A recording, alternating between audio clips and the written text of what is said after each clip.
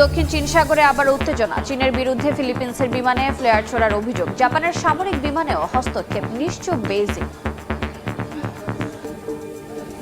সুদানি kindergarten সহ বিভিন্ন স্থাপনায় আধা সামরিক বাহিনীর হামলায় প্রাণহানি বেড়ে 114, নিহতদের প্রায় অর্ধশতই শিশু। সংঘাত বন্ধের আহ্বান ইউনিসেফের। শান্তি চুক্তির খুবই কাছাকাছি রাশিয়া ইউক্রেন, দাবি ন্যাটোর মার্কিন দূতের। ইতিবাচক বলছে কিয়েভও, পাল্টাপাল্টি হামলা অব্যাহত দুই দেশের। মিয়ানমারের সাগাইংয়ে জান্তা বাহিনীর বিমান হামলা, নিহত 18। সেনা বিদ্রোহী গোষ্ঠীর সংঘর্ষের সময় থাইল্যান্ডে গোলার আঘাতে 2 জন আহত।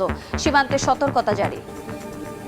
এশিয়ার শীর্ষ 2 অর্থনীতির দেশ চীন জাপানের মধ্যে বাড়ছে উত্তেজনা। টোকিওর অভিযোগ, সম্প্রতি ওকিনাওয়া দ্বীপপুঞ্জের কাছে আন্তর্জাতিক আকাশসীমায় জাপানি সামরিক বিমানের দিকে ফায়ার কন্ট্রোল রেডার তাক করেছে চীনা যুদ্ধ বিমান।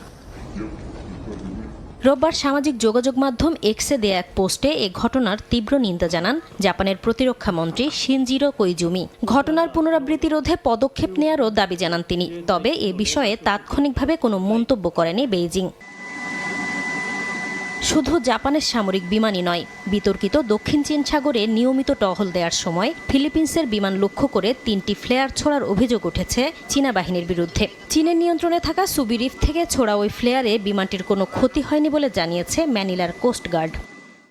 নিয়মিত টহলের সময় বিতর্কিত এই কৃত্রিম দ্বীপটির কাছে একটি চীনা হাসপাতাল জাহাজ, 2টি চীনা কোস্টগার্ড জাহাজ এবং সন্দেহভাজন 29টি মিলিশিয়া জাহাজ নোঙর করা অবস্থায় দেখা গেছে বলেও জানায় ফিলিপিন্স। বিদেশি বিমানগুলোকে বেইজিংয়ের কথিত আকাশসীমায় এড়িয়ে চলাচলের বিষয়ে সতর্ক করতে এর আগেও চীনা বাহিনী তাদের দখলে থাকা দ্বীপ ও বিমান থেকে এমন ফ্লেয়ার ছুড়েছে বলে অভিযোগ রয়েছে। এমনকি বিশ্বের অন্যতম গুরুত্বপূর্ণ বাণিজ্যিক সমুদ্রপথ দক্ষিণ চীন সাগরের সম্পূর্ণ মালিকানাও দাবি করে আসছে বেইজিং। বিরোধপূর্ণ অঞ্চল স্প্র্যাটলি দ্বীপপুঞ্জের কাছে কয়েকটি কৃত্রিম দ্বীপ তৈরি করে সেখানেও সামরিক ঘাঁটি তৈরির অভিযোগ রয়েছে চীনের বিরুদ্ধে। এ অবস্থায় চীনের উত্থান রোধে শক্ত অবস্থানের কথা জানালেন মার্কিন সমরমন্ত্রী পিট হেগসেথ।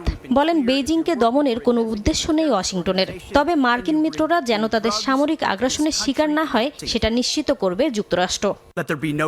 গাজায় ইসরায়েলি দখলদারিত্ব শেষ হলে ফিলিস্তিনি কর্তৃপক্ষের কাছে অস্ত্র সমর্পণ করবে হামাস। এক বিবৃতিতে বিষয়টি নিশ্চিত করেছে সংগঠনটি।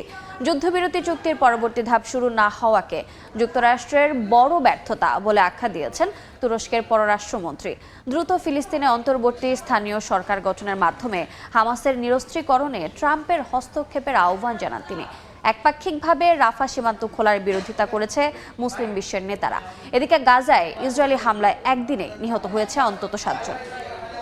নানা অজুহাতে যুদ্ধবিরতি চুক্তি লঙ্ঘন করে গাজায় হামলা চালানো ইসরায়েলের নিত্যদিনের ঘটনা। এতে প্রতিদিন হতাহত হচ্ছেন অনেকে। স্থানীয় সময় শনিবার ইয়েলো লাইন অতিক্রমের অভিযোগে আবারও নিরীহ ফিলিস্তিনিদের ওপর গুলি ছোড়ে নেতানিয়াহুর সেনারা। পূর্বাঞ্চলের হামলায় ক্ষতিগ্রস্ত হচ্ছে বিভিন্ন স্থাপনা। প্রাণ বাঁচাতে শহরের অন্য প্রান্তে আশ্রয়ের খোঁজে ছুটছেন বাসিন্দারা। একই দিন পশ্চিম তীরের বাসিন্দাদের ওপর হামলা চালায় অবৈধ বসতি স্থাপনকারীরা।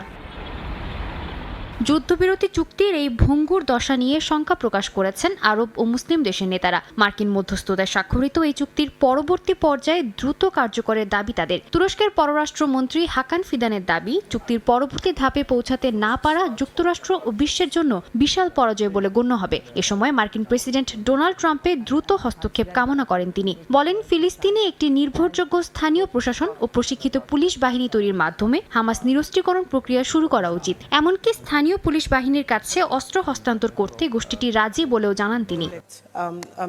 এদিকে রাফা সীমান্ত একপাক্ষিকভাবে খুলে ফিলিস্তিনিদের মিশরে স্থানান্তরের পরিকল্পনার বিরোধিতা করেছেন মুসলিম দেশের নেতারা। দোহায় এক সম্মেলন শেষে যৌথ বিবৃতিতে দেশগুলো জানায়, ট্রাম্পের মধ্যস্থতায় হওয়া চুক্তি অনুযায়ী রাফা সীমান্ত 2 দিক থেকেই খুলে দেওয়া উচিত। একই সঙ্গে ফিলিস্তিনিদের নিজ ভূখণ্ডে থেকে তা পুনর্নির্মাণের বিষয়েও সহমত জানান তারা। মিশরে ফিলিস্তিনিদের আশ্রয় দেওয়ার বিষয়ে অসম্মতি জানিয়ে যুদ্ধবিরতির অবস্থা পর্যবেক্ষণে দ্রুত ইয়েলো লাইনে আন্তর্জাতিক সেনাবাহিনী মোতায়েনের আহ্বান জানান দেশটির পররাষ্ট্রমন্ত্রী বাদর আবদেলাত্তি। সুদানের বিভিন্ন স্থানে আধা সামরিক বাহিনী আরএসএফ এর আত্মঘাতী ড্রোন হামলায় নিহতের সংখ্যা বেড়ে 114 জনে দাঁড়িয়েছে। নিহতদের মধ্যে 46 জন শিশু আছে বলে জানা গেছে। গেল বৃহস্পতিবার দেশটির সাউথ কর্দোফান রাজ্যের কালুগি এলাকায় এসব হামলার ঘটনা ঘটে। স্থানীয় প্রশাসন, সুদানের সেনা সমর্থিত সূত্র এবং চিকিৎসক সংগঠনগুলোর বরাতে আল জাজিরা এ তথ্য জানিয়েছে। গণমাধ্যমটি জানায়, রাজ্যের একটি কিন্ডারগার্টেনে প্রথম হামলা হয়। পরে উদ্ধার কাজে সেখানে জড়ো হওয়া বেসামরিক মানুষদের উপর আরেক দফায় হামলা চালায় আরএসএফ। এছাড়া শহরের হাসপাতাল ও একটি সরকারি ভবনেও হামলা চালানো হয়েছে বলে জানা গেছে। অবিলম্বে সংঘাত বন্ধের আহ্বান জানিয়েছে ইউনিসেফ। ভয়াবহ দাবানলের কবলে অস্ট্রেলিয়ার নিউ সাউথ ওয়েলস রাজ্য। ৭৬টিরও বেশি স্থানে দাবানল ছড়িয়ে পড়েছে। পুড়ে ছাই হয়ে গেছে অন্তত ১৯টি বাড়িঘর, আগুন গ্রাস করেছে ১০,০০০ হেক্টর বনভূমি। দাবানলের ভয়াবহতায় বেশ কয়েকটি এলাকায় সর্বোচ্চ জরুরি সতর্কতা জারি করেছে স্থানীয় প্রশাসন। জীবন বাঁচাতে নিরাপদ স্থানে সরে যাচ্ছে বাসিন্দারা।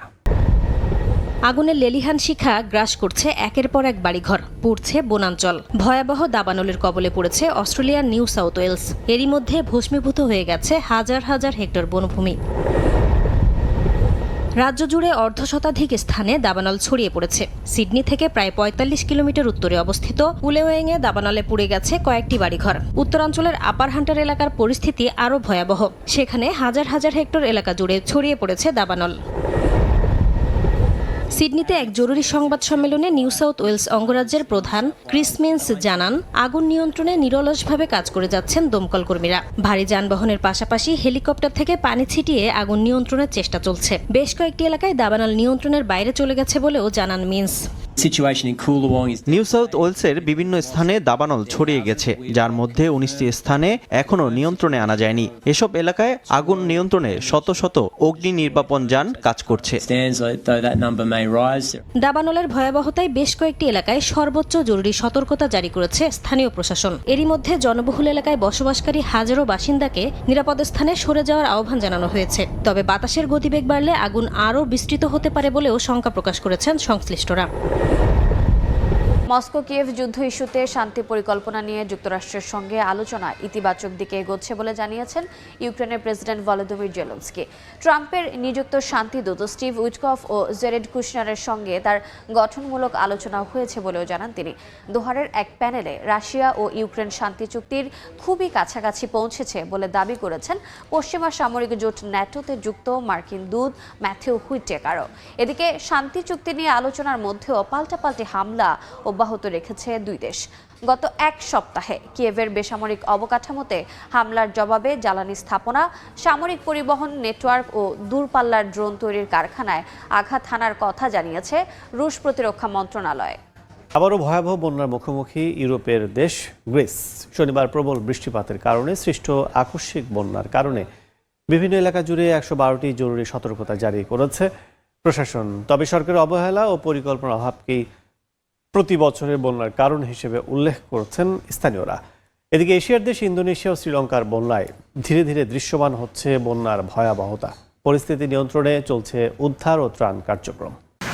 স্থানীয় সময় শনিবার ঘূর্ণিঝড় বাইরনের প্রভাবে গ্রিসের এনিপাস নদীর পানি উপচে ওঠে। আকস্মিক বন্যার মুখোমুখি হয় দেশটির বেশ কয়েকটি অঞ্চল। নিচু এলাকাগুলোতে অন্তত ১১২টি জরুরি সতর্কতা জারি করে প্রশাসন। বাসিন্দাদের উঁচু স্থানে সরে যাওয়ার নির্দেশ দেওয়া হয়েছে। তবে প্রতি বছরই বন্যার মুখোমুখি হওয়ায় ক্ষোভ জানিয়েছেন স্থানীয়রা। সরকারের যথাযথ পদক্ষেপের অভাবেই ক্ষয়ক্ষতি বাড়ছে বলে অভিযোগ তাদের।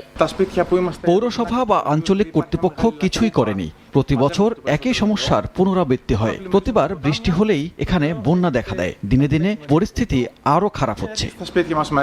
এদিকে ইন্দোনেশিয়ার বন্যায় প্রতিদিনই বাড়ছে মৃতের সংখ্যা, স্পষ্ট হচ্ছে ক্ষয়ক্ষতি। এখনো নিখোঁজ শতাধিক মানুষ। রাস্তাঘাট ধ্বংস হয়ে যাওয়ায় খাবার, ওষুধ ও বিশুদ্ধ পানি পৌঁছাতে হিমশিম খাচ্ছে সেনাবাহিনী। আকাশপথে ত্রাণ ফেলার ব্যবস্থা করেছে প্রশাসন। এদিকে আচে তামিয়াংয়ের অনেক জায়গায় ত্রাণ পৌঁছাতে দেরি হওয়ায় বাসিন্দারা খাদ্য ও প্রয়োজনীয় জিনিসপত্রের জন্য দোকানপাট লুট করতে বাধ্য হয়েছেন।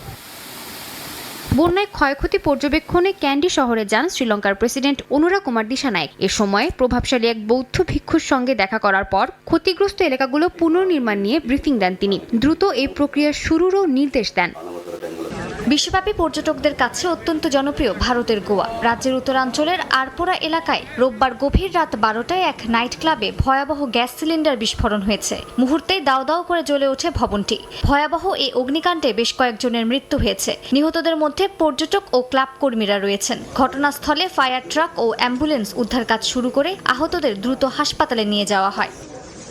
রাজ্য সরকার ঘটনার পূর্ণাঙ্গ তদন্তের নির্দেশ দিয়েছে। মুখ্যমন্ত্রী প্রমোদ সাওয়ান্ত ঘটনাস্থল পরিদর্শন করে দুঃখ প্রকাশ করে বলেন, এটি অত্যন্ত বেদনাদায়ক দিন। তিনি জানান, বেশ কয়েকজন গুরুতর দগ্ধ হয়ে প্রাণ হারিয়েছেন এবং বাকিরা মূলত ধোঁয়ায় দম বন্ধ হয়ে মারা গেছেন। গোয়ায় অগ্নিকাণ্ডের ঘটনায় শোক জানিয়েছেন প্রধানমন্ত্রী নরেন্দ্র মোদীও। সামাজিক যোগাযোগ মাধ্যমে এক বার্তায় তিনি বলেন, গোয়ার মুখ্যমন্ত্রী প্রমোদ সাওয়ান্তের সঙ্গে তিনি নিরবচ্ছিন্ন যোগাযোগ রাখছেন এবং উদ্ধার ও সহায়তা কার্যক্রম পর্যবেক্ষণ করছেন। এদিকে মারা যাওয়াদের পরিবারকে 2 লাখ রুপি করে ক্ষতিপূরণ দেওয়ার ঘোষণা দিয়েছে ভারতের কেন্দ্রীয় সরকার। আহতদের জন্য 50 লাখ রুপি ক্ষতিপূরণ দেওয়া হবে। একই ঘটনায় শোক প্রকাশ করেছেন ভারতের রাষ্ট্রপতি দ্রৌপদী মুর্মু।